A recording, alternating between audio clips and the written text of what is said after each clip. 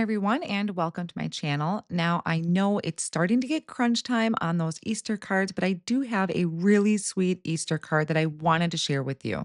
Unfortunately, I'm a last minute card maker when it comes to the actual holiday, and these products I'm using are from Pretty Pink Posh. They will be linked down below in the video description, and they do ship their stuff pretty quickly if you're still looking at making some cards.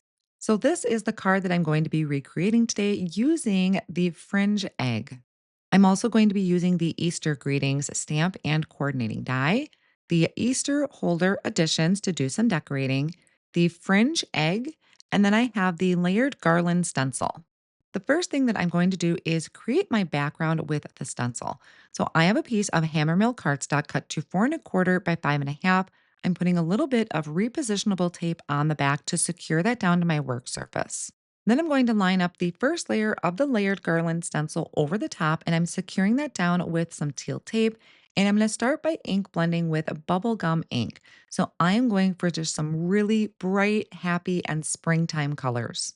I am not using any guide underneath my work surface or under my cardstock to line up the stencil. I just eyeballed it and I kept it fairly straight going across the front. So this is the second layer of the stencil. I just placed it underneath that first banner and tried to have that straight as possible. This color I'm using is Lime Zest, another really fun, bright green, using a blending brush to apply that ink. Then I'm going to place over the top the last layer of the stencil, which is going to add these party banners. And for this one, I am using Confetti Cake. I didn't do it on my card project, but I think adding some sort of sparkle paste over the top of one of these layers would really be pretty. Now my background is done, and so I am going to just remove this from my work surface and I'm going to set it off on the side while I work on the die cut pieces for the front of the card. First, I have the fringe egg. So there are many different fringe die cut pieces that Pretty Pink Posh has come out with. They have hearts, and I think there's even a birthday cake. The egg is so cute, and I'm die cutting it out of one of my favorite colors of cardstock right now, which is Seaside Cardstock from Spellbinders. Then I'm going to use the Easter Holder Editions die set, and there are a ton of nice little small embellishments that you can create with this set. I picked out the flowers, the center of the flowers, some leaves, and the carrot just to decorate my French egg. And I'm doing that with some scrap pieces of cardstock that I have and my mini intricate die cut machine. Then I can start adhering these pieces together. Now, with the carrot, I did have to die cut it twice. So both the topper piece and the base layer of the carrot are all in one die, which is nice because then you don't have a bunch of small dies laying around. So I die cut it from orange and green cardstock and layered that together. I also have a light pink flower and a light purple flower. Both of them are going to get adhered with some leaves.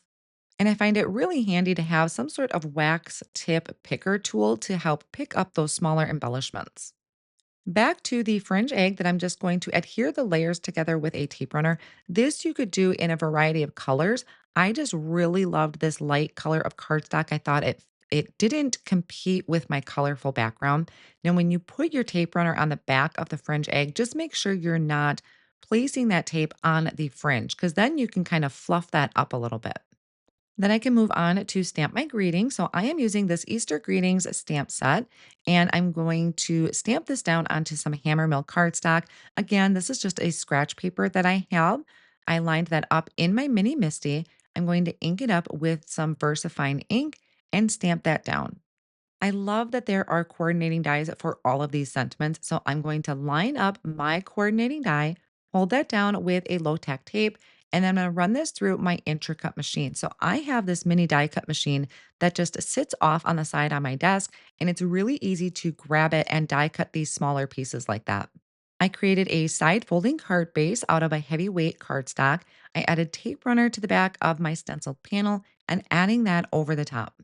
I'm using thin foam squares to pop up my fringe egg on the front of my card. And I have this little trinket tray that I like to put the backings on because I don't know about you, but when I try and put those backings on my glass mat, it feels like it takes me forever to get them off of the glass mat. So it's easier to put them in just some sort of little dish that I can turn around and dump out when I'm done.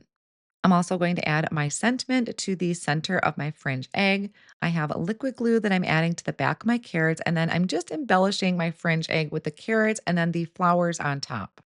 This is a really colorful but simple card to put together, and that fringe egg just adds a lot of texture to your card. But by keeping it simple with the one color of cardstock for it, it doesn't compete with anything. It's just a nice, springy pastel look. Now, if you're still looking for more Easter card ideas, I do have one more card that I wanted to share with you. This one is using the new grass dye.